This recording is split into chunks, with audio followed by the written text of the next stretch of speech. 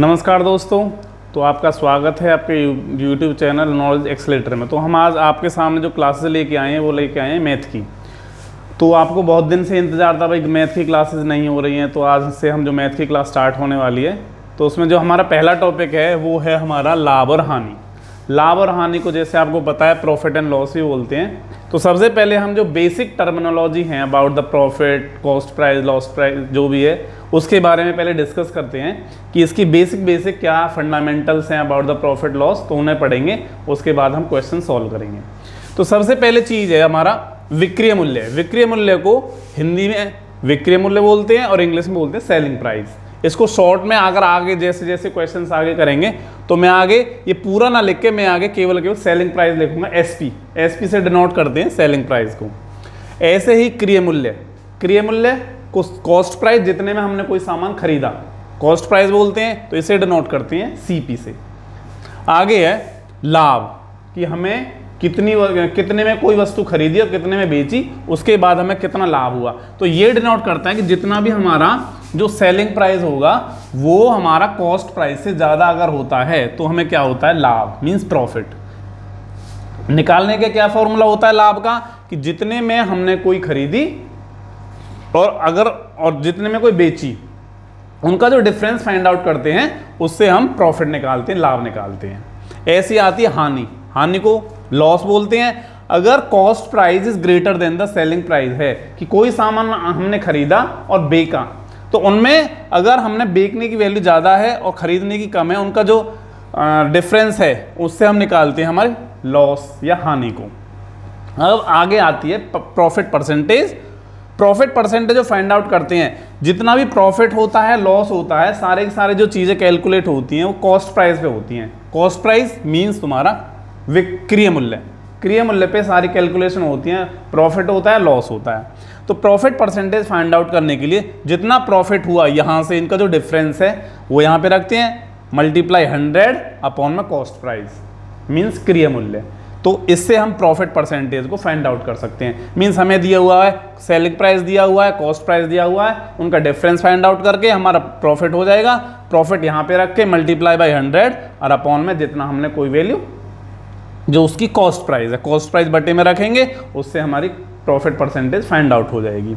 ऐसे ही loss percentage कैसे find out करेंगे, जितना लॉस है यहाँ से जितनी वैल्यू आई है मल्टीप्लाई बाय 100 अपॉन में कॉस्ट प्राइस। आपको ध्यान रखना है प्रॉफिट हो या लॉस हो, दोनों की दोनों वैल्यू जो कैलकुलेट होती हैं वो कॉस्ट प्राइस पे कैलकुलेट करनी होती है, मीन्स तुम्हारा क्रय मूल्य पे। तो यहाँ पे ध्यान देने वाली बात है। आगे अगर हमें क्वेश्चन में सेलिंग प्राइस पूछता है तो उसका क्या फॉर्मूला होगा, जितना हमारा कॉस्ट प्राइस है इनटू 100 प्लस के प्रॉफिट परसेंटेज और अपॉन में 100। उसके बाद सेलिंग प्राइस अगर लॉस दिया हुआ है तो हम सेलिंग प्राइस कैसे फाइंड आउट करेंगे, cost price multiply into 100 minus के लॉस परसेंटेज अपॉन में 100।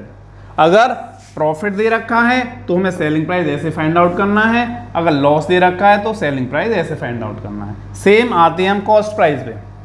कॉस्ट प्राइस कैसे फाइंड आउट करेंगे कि अगर हमें प्रॉफिट दे रखा है लॉस दे रखा है, तो अगर प्रॉफिट है तो सेलिंग प्राइस इनटू 100 अपॉन में 100 प्लस प्रॉफिट का जितना परसेंटेज है।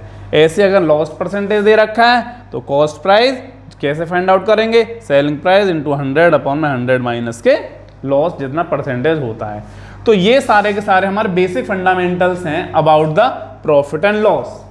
तो ये सारे के सारे जैसे आपने 6, 7, 8, 9 तक पढ़े हैं, तो ये फॉर्मूलाज हैं जो अभी तक हम पढ़ते आ रहे हैं। बट जितना भी कंपटीशन लेवल के जो एग्जाम्स होते हैं उनमें ये फॉर्मूला लगाने की आवश्यकता नहीं है।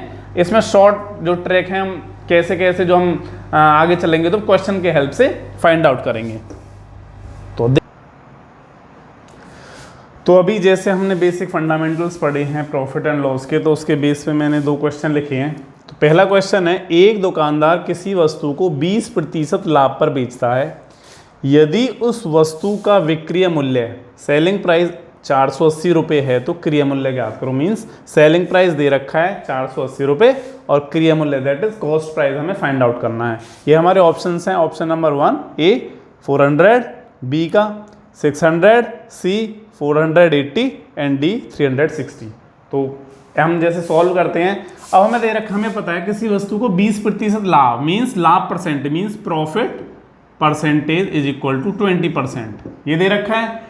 अब हम इस परसेंटेज को फैक्टोरियल वैल्यू में चेंज करेंगे तो 20/100 मीन्स 1/5। अगर हम इसे फ्रैक्शन वैल्यू में कन्वर्ट किया है प्रॉफिट को, इसका मतलब क्या है कि यह और ये होता है हमारा प्रॉफिट, ओके, और ये हमारा किस पर है, सेलिंग प्राइस पे। तो इसकी वैल्यू क्या है, 5 है, नीचे होती है हमारी कॉस्ट प्राइस, ओके। तो हमारा जो हमें पता है, हमारा जो सेलिंग प्राइस होता है कॉस्ट प्राइस प्लस के प्रॉफिट, मींस हमारी सेलिंग प्राइस की वैल्यू कितनी हुई, 5 + 1 = 6, मींस 6 वैल्यू हमारी सेलिंग प्राइस है। यहाँ पे हमारा सेलिंग प्राइस जो दे रखा है वो 480 है, मींस जो 6 की वैल्यू है वो 480 रुपये है। तो हम यहाँ से देखते हैं 6 की जो वैल्यू है वो हमारी 480 रुपये है। तो हम एक यूनिट वैल्यू फाइंड आउट करेंगे, 480/6, तो कितनी वैल्यू आई, 80। एक की वैल्यू 80 है, और हमारे यहाँ पे कॉस्ट प्राइस पूछा है, तो कॉस्ट प्राइस की जो वैल्यू है हमारे 5 है। तो अगर हमारा एक की वैल्यू कितनी है, 80, और 5 की वैल्यू कितनी हुई, 80 × 5 = 400। और जो 5 वैल्यू है ये हमारी कॉस्ट प्राइस है, और यही इन्होंने पूछा है कि क्रय मूल्य क्या है। मींस हमारा जो आंसर होगा वो होगा option number A, that is 400। तो मींस जो हमारा क्रय मूल्य हुआ बराबर है 400 रुपये। तो ये दोनों कंसेप्ट दिए हैं कि अगर प्रॉफिट परसेंटेज दे रखा है और लॉस परसेंटेज दे रखा है। अगर प्रॉफिट परसेंटेज की वैल्यू दे रखी है तो हमें इस तरीके से अपना जो क्वेश्चन है वो सॉल्व करना है। आंसर हो गया 400 रुपीज़। सेकंड क्वेश्चन आता है, एक दुकानदार किसी वस्तु को 25% हानि पर बेचता है। यदि उस वस्तु का विक्रय मूल्य मीन सेलिंग प्राइस है वो 660 रुपये है, तो उसका क्रय मूल्य कॉस्ट प्राइस फाइंड आउट करना है। कैसे फाइंड आउट करेंगे, ऑप्शंस हैं 880 रुपये, 660, 600 रुपये और 420। तो ऐसे सेम प्रोसेस होगा, बट यहाँ पे प्रॉफिट परसेंटेज की जगह हमें क्या फाइंड आउट, किसकी वैल्यू रखनी है, लॉस परसेंटेज की, L परसेंटेज। तो यहाँ पे हम सेम कंसेप्ट रखेंगे, मीन्स लॉस परसेंटेज बराबर है, ये दे रखा हमें 25%। इसे चेंज करेंगे, मीन्स परसेंटेज वैल्यू को हटाने के लिए हम क्या करते हैं, अपॉन में 100। तो 25/100 तो 1/4। अब सेम जैसे यहाँ पर प्रॉफिट 1 की वैल्यू है, ऐसे ही लॉस की वैल्यू यहाँ पे क्या है, 1, तो बराबर है ये लॉस हो गया। अब सेम हमने क्या किया, नीचे ये हमारा है कॉस्ट प्राइस, ओके। अगर हमारा लॉस दे रखा है तो सेलिंग प्राइस की वैल्यू क्या होगी, हमने पिछले जो हमारे कंसेप्ट है उसमें पढ़ा है, सेलिंग प्राइस होता है कॉस्ट प्राइस माइनस के लॉस। तो सेलिंग प्राइस की वैल्यू क्या हुई, सेलिंग प्राइस बराबर है 4 - 1 = 3। तो 3 की वैल्यू जो दे रखी है सेलिंग प्राइस वो है 660 रुपये। तो यहाँ पे रखेंगे 3 की वैल्यू कितनी है, 660, तो एक यूनिट क्वांटिटी किसके बराबर होगी, 660/3 220, ओके।